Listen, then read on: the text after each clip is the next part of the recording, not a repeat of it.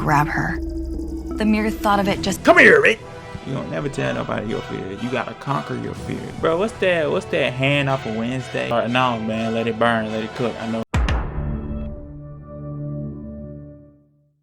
Hey, what's good? YouTube, man. Y'all shake back in the back at y'all with another reaction video. Today we watching we watching some Latin urban legend. On this thing, it's by Snarled, and we're gonna check it out. If you like the video, the link to this video, well, if you want to see the video by itself without me reacting over it, the link to this video is gonna be in the description down below. If you enjoy my content or you enjoy this lovely voice as I'm talking over this or being in tune with it, I also have other channels and I also have a clothing brand if you want to show some support. With less to say, let's just get into the video. Alright, so the title of this video is Don't Look Under the Bed. And them little monsters that be under your bed, you better watch for the boogeyman. Mad villainy. Anyway, don't look under the bed. This is a scary urban legend. This is a Latin urban legend. Now I see why motherfuckers scared of their closet under the bed. Most of this shit come from programming. Somebody else done made the story. Now everybody riding with it. Let's get into the vision. Bitch. Want to hear something scary? Mad villainy. Do not get out of bed. When you go away from home for the first time, you get a taste of independence. But it's always important to keep in mind the lessons and rules your family has taught you. Because if you don't, you could put yourself in grave danger. Nola had arrived at Lake Crystal summer camp. Oh my God, she's at Crystal Lake. Eager to embark on a new adventure. As her parents bid her farewell, she unpacked her belongings, looking forward to the new experiences that had awaited her. As she went to put her clothes away, she yanked open the drawer. At the sight of a giant spider, she shrieked in horror. Man, that's a bad omen. You got a giant bro, that's Spider-Man's nephew sitting in your closet, bro. He's sitting in your dresser, bro. Quickly turning around, she heard laughter echoing behind her. It was her new bunkmate, Stacia. Stacia immediately picked up the spider to reveal it was just a toy. Her mischief knew no bounds. Playing practical jokes on fellow campers was her forte. Unable to contain her excitement, Nola burst out in laughter, thrilled to learn that her new bunkmate was someone she could have fun with. She secretly hoped that the two would develop a deep friendship, filled with loads of laughter and mischief, without the pranks being too scary, of course. Nola enjoyed swimming and sports, but her favorite part of camp was the evening campfire. Each night, they'd gather to tell spine-chilling tales, making s'mores and sharing urban legends. It was a perfect end of their jam. Hey, I know this is a little slow start. No, man, let it burn, let it cook. I know I just messed up some of y'all that was getting in the mix and getting in tune with it. But look, I just gotta say something real quick. Bro, you can tell them motherfuckers reading this shit. Get better, bro. Put it right behind the camera. I know that light brighter than mine, but it'll make it look better. Packed day of adventures. That was until it was her turn to tell a story. She knew one that the others would love, but in the pit of her stomach was an irrational I love the music though. Fear that if she were to speak the words out loud, somehow they might come true. Finally giving in to the camper's persistent urging, Nola shared a tale from her childhood known as La Mano Peluda, or the hairy hand. In the midst of the Spanish Inquisition, a man wrongfully accused of theft met an unfathomable fate. His hand was violently severed from his body, but his spirit refused to rest. With a thirst for vengeance, he swore to rise from beyond the grave and unleash fury upon those who had wronged him. And so it came to pass that after his death, a ghastly sight emerged. His amputated hand, now covered in thick and dark hair, slithered through the shadows with malicious intent.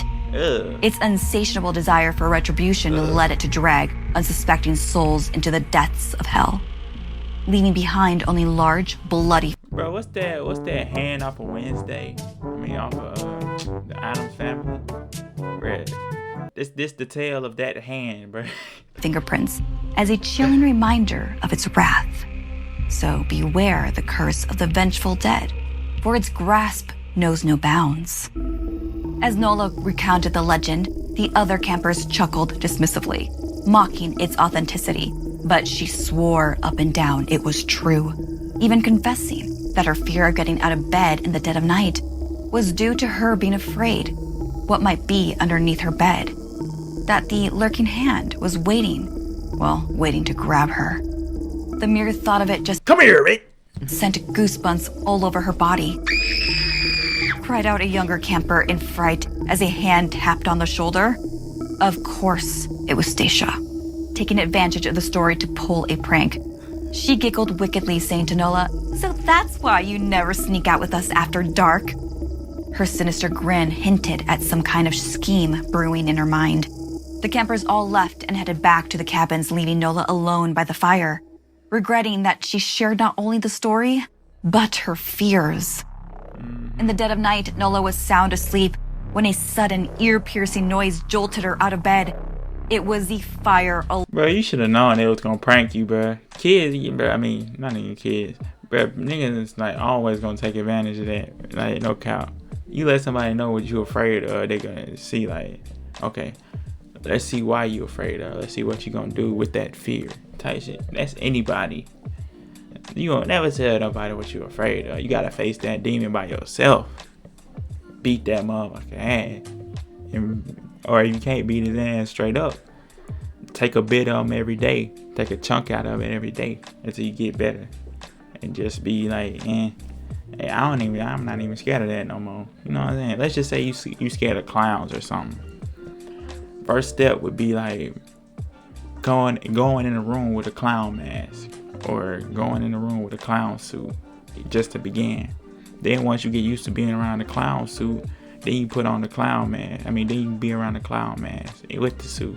Then after you get done with the suit and the clown mask, you put on the fucking clown mask. Then you look at yourself in the mirror.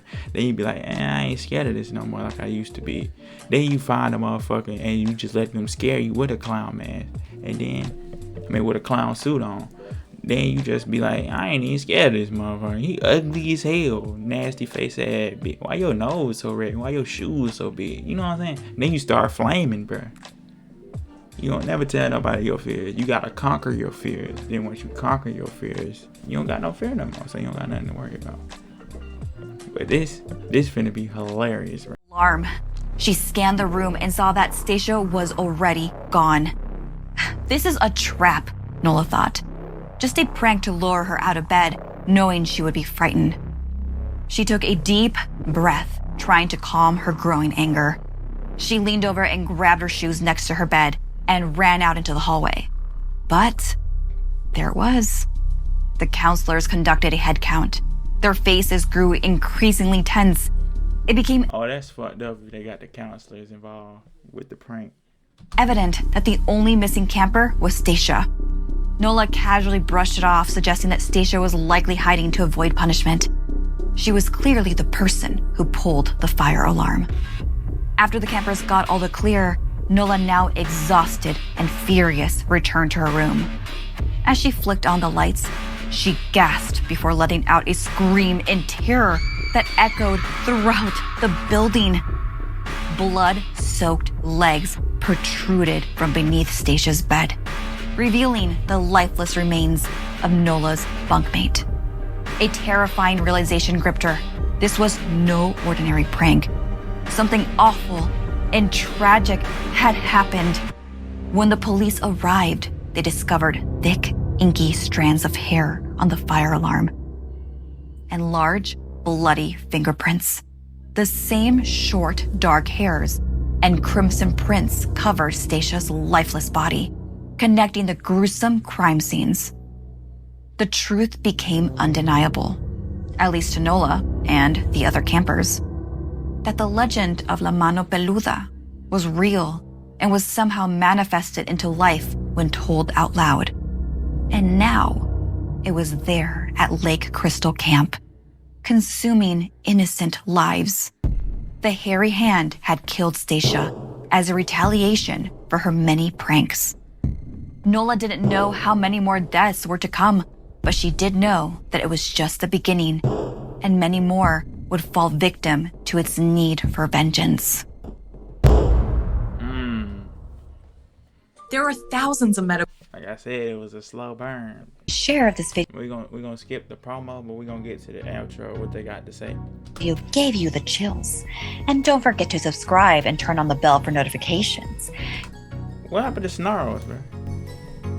Snarled thing done leveled up and got a whole nother person doing her videos. But anyway, man, that's the video for y'all. You're welcome nowhere. You're welcome here. Y'all shit Army Mafia gang. Join the motherfucking army. If you want to support, man, the merch gonna be in the merch. Just hit me in the comments. But anyway, y'all spread love, peace, and y'all keep riding with your boy. The next video gonna be on the screen right now.